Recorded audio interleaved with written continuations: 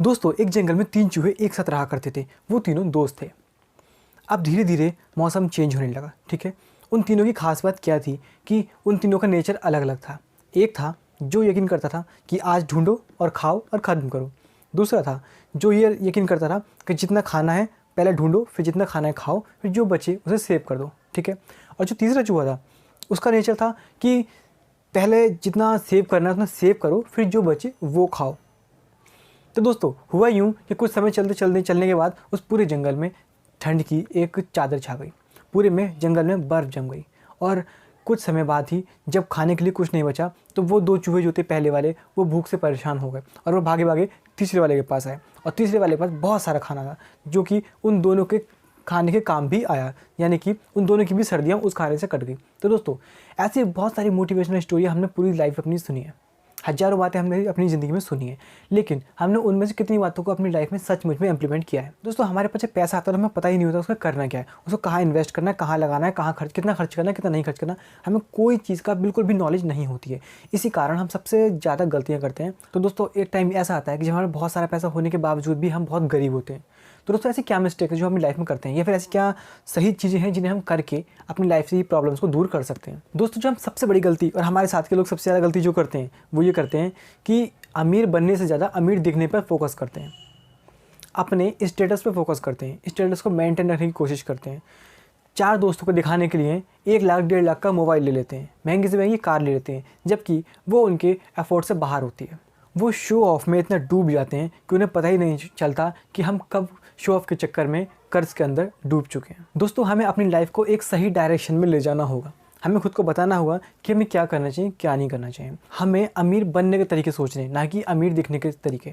दोस्तों, चाहे आप यंग हैं या आप ओल्ड एज है, दोस्तों आपको इस बात का बहुत खास ध्यान रखना है कि अमीर बनने के तरीके सोचें, ना कि अमीर दिखने के। शो ऑफ पे नहीं जाना है। दोस्तों, हमें से ज़्यादातर लोग क्या करते हैं कि अगर वो डिप्रेशन में है, परेशान है, तो वो सोचते हैं चलो शॉपिंग कराते हैं, इससे हमारा मूड जो है फ्रेश हो जाएगा।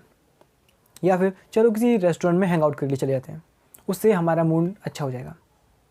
या फिर दोस्तों को महंगे महंगे तोहफे देने लगते हैं जो कि सिर्फ शो ऑफ होती है। दोस्तों, ये शो ऑफ का एडवर्टीजमेंट हमारे डीएनए में शामिल हो चुका है।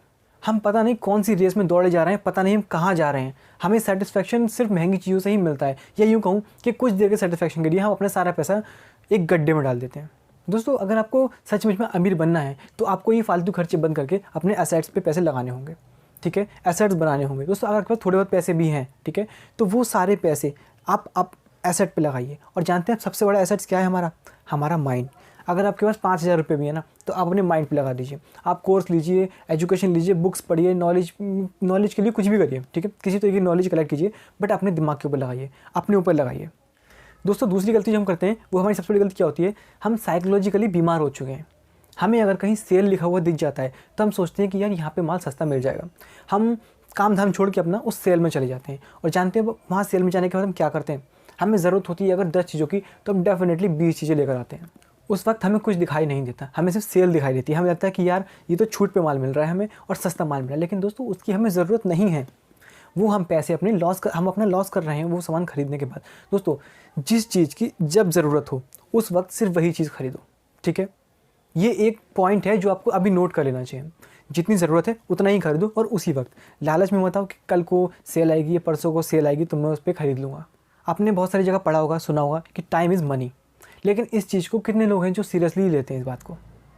अपने टाइम को किस तरीके से आप बर्बाद कर रहे हैं। दोस्तों, जितने भी सक्सेसफुल लोग हैं उनकी लाइफ को उठा के देखिए, आप उनका स्टेटस देखिए, वो अपने टाइम को कितनी प्रॉपरली मैनेज करते हैं। वो अपने एक एक मिनट को कीमती समझते हैं। वो अपना टाइम 1 मिनट भी कहीं खाली जगह पे वेस्ट नहीं करते, लेकिन हम अपने घंटों ऐसे ही वेस्ट कर देते हैं।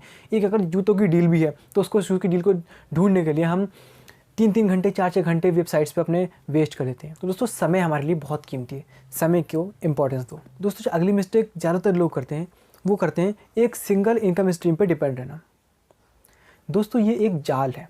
अगर आप सिर्फ एक चीज़ पे डिपेंड हो तो आप लाइफ में क्या कर रहे हो, आप फंस चुके हो उस चीज़ के अंदर। अगर आप 9 से 5 की जॉब कर रहे हो या उससे ज़्यादा टाइम की जॉब कर रहे हो तो आप वहाँ पे फंस चुके हो। आप उसके अलावा कुछ और कर ही नहीं सकते, आप उसके अलावा कुछ और सोच ही नहीं सकते। और सिर्फ आप पूरी तरह से उस पर डिपेंड हो चुके हो।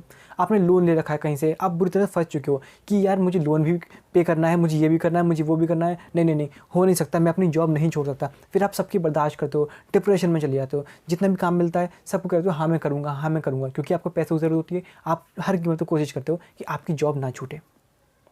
लेकिन इसके लिए दोस्तों आप अपने आप को मेंटली बीमार कर लेते हो, शारीरिक रूप से बीमार कर लेते हो अपने आप को। दोस्तों 90% लोगों की मेंटलिटी क्या होती है कि कमाओ और खर्च करो। जितना वो कमाते हैं उसका 90% खर्च कर देते हैं और उससे भी ज़्यादा खर्च कर देते हैं।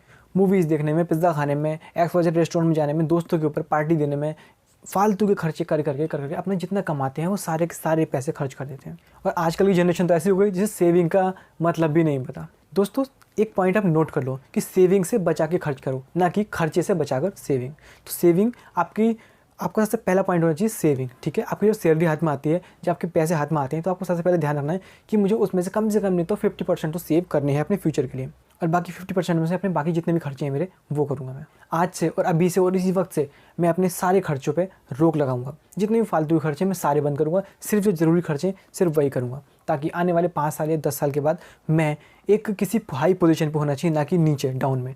आज मैं जिस लेवल पे हूँ मुझे उससे ऊपर जाना है, नीचे नहीं। इसलिए मुझे पैसों को समझना होगा, पैसों के ज्ञान को समझना होगा, मनी मैनेजमेंट को समझना होगा मुझे। तो दोस्तों आपकी इस बारे में क्या राय है नीचे कमेंट करके मुझे बताना, ठीक है। और ये वीडियो पसंद आई वीडियो को लाइक करना बिल्कुल ना भूलें दोस्तों, और अपने दोस्तों के साथ शेयर भी कर सकते हैं। और अगर इस तरह की और वीडियो चाहिए आपको तो चैनल को सब्सक्राइब कर लीजिए फटाफट, ठीक है दोस्तों। तो आज की वीडियो में इतना ही, मिलते हैं next video. Thanks for watching.